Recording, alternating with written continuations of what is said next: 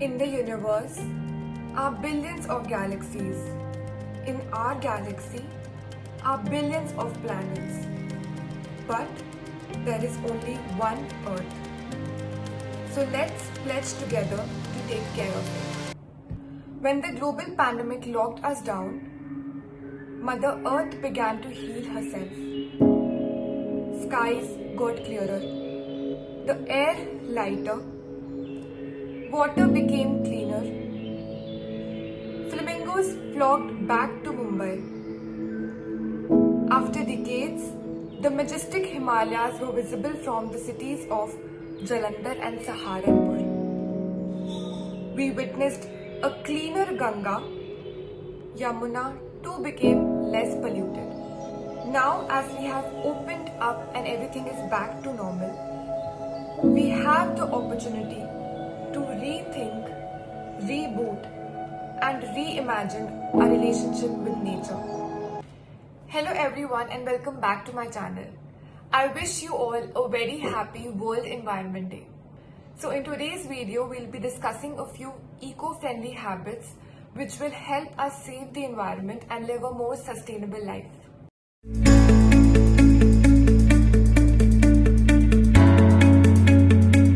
Habit number 1 would be to have a running list of people and businesses you want to write.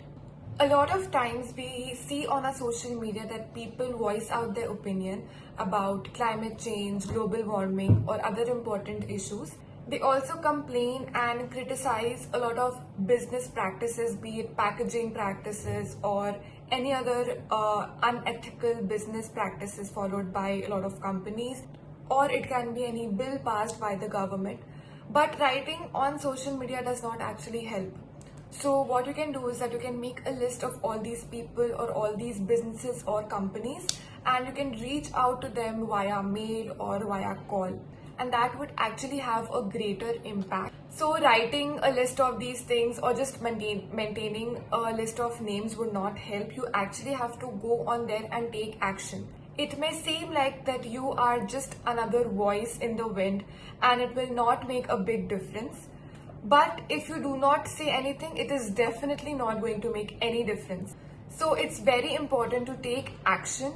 And a lot of times you will find out that people do notice such things. They will acknowledge your emails and you never know that they might change their practices as well. Second would be to join or create a community.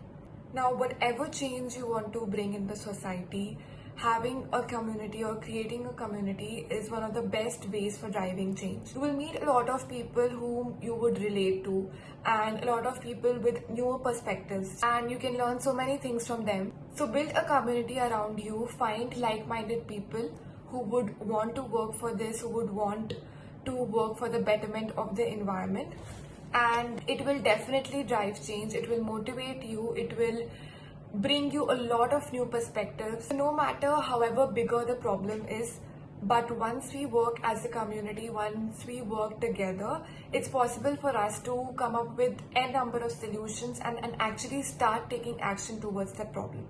Another way would also be to volunteer. There are n number of NGOs or other organizations that are working for climate change or for the betterment of the environment. You can join one such organization and start volunteering whenever you're free. Especially if you're a college student, it would be a great way to spend your time to volunteer for such an organization. All these organizations organize activities weekly or monthly. They might go for a tree plantation drive or a beach cleaning drive. So you can be a part of such a thing, actually work towards bringing change in the world. You would be surprised to know that 25% of the global climate change problem is caused by what we consume, what we eat, which is greater than all the cars on the planet. In fact, it is twice as much as global warming pollution caused by the cars. Now, a single serving beef emits around 330 grams of carbon, which is equivalent to a car traveling 3 miles. Now, if you switch to chicken, that would emit around 50 grams of carbon, fish 40 grams of carbon, and if you switch to vegetables, that would emit around 14 grams of carbon, and lentils would emit around 2 grams of carbon. Now, I'm not saying that you should start eating lentils only or vegetables only, become a vegetarian or a vegan. All I'm saying that you should be conscious of what you're eating, what is the carbon footprint that it is having on the environment.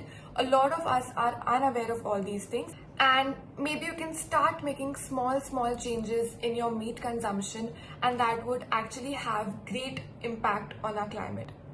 So if you were maybe having meat twice a week, you can reduce it to once a week, or whatever suits you. You can just reflect on this and make your own choices. But making such small changes to your diet can actually have bigger and greater impacts to the climate.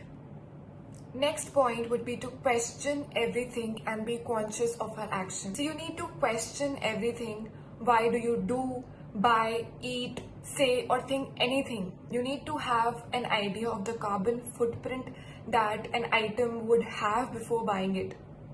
So you need to ask yourself a lot of questions. I've already made a video on minimalism and minimalist type of living on this channel recently, so you can go and watch that video if you haven't already. I will put the link above somewhere on the top bar, and you can definitely watch that video.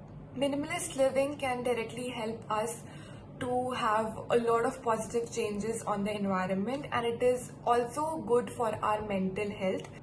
So it basically helps us to reduce our consumption, which would directly help us reduce a lot of waste that we accumulate over time, and thus it will directly help the environment in a lot of ways. So you can't just start hoarding a lot of things or just buy anything that you see, or the things that you won't be using in the future. So think before taking any decision, have that conscious mind, because that kind of living is not the most beneficial way to live and is definitely not the most sustainable way to live. So living a conscious life is how we can get closer to a sustainable future. Last but definitely not the least is a habit that we have been taught from our school times, but we need to get it drilled into our minds again and again, and that is to reduce, reuse, and recycle. So now I've seen that a lot of people do recycle a lot of stuff, but they often forget about the reduce and reuse steps, which are equally important. We need to reduce the amount of waste we generate. We need to reduce our consumption. You would be surprised to know that our country generates around 1.5 million tons of waste every single day. So we really need to reduce the amount of waste we generate. We can do that either by reducing our consumption, by reusing certain items, or by recycling a lot of waste. I'm sure that you all are already aware of the small changes in our habits, small changes that we can bring in our home that would help the environment or help us to reduce the waste. But I will quickly point out some of the points as a recap for you all to know what are the things that we actually need to follow. A lot of us have studied all these things back in school, but very few of us actually follow these things. So it's high time that we do it for our environment, for our earth, for the climate change that is happening around us. So you can start following these small changes in your day-to-day life. First would be to separate the biodegradable and non-biodegradable waste in two different bins. Second would be to stop consuming a lot of plastic water bottles and start reusing your own water bottle. You can carry your own water bottle in your bag wherever you go. Along with that, you can also carry certain cutlery items. Do not waste water. Do not keep the tap open while you're brushing your teeth, and try to conserve water as much as possible. Do not waste paper and electricity, and try to use eco-friendly items wherever possible. Another important change that you can consider is switching from sanitary pads to menstrual cups, because I recently found out that one sanitary pad takes around 500 to 800 years to decompose. So that makes this change necessary. I know it would be a difficult change for a lot of people, but still you can give it a try and maybe things work out for you. I know 99% of the people are happy by only sharing a message on the World Environment Day, and they are convinced that nothing can happen about our problems. Only 1% of people take action to bring change around us. Because it's time that corporates, governments, and individuals come together and fulfill their respective roles to make a difference in the society. Our environment has given us a lot of gifts, and this World Environment Day let us return back the favor by reducing our consumption, reusing whatever items we can, and recycling a lot of waste. Thank you so much for watching this video. Make sure that you like this video, share it with your friends, and subscribe to my channel. I'll see you next week in another video. Until then, goodbye.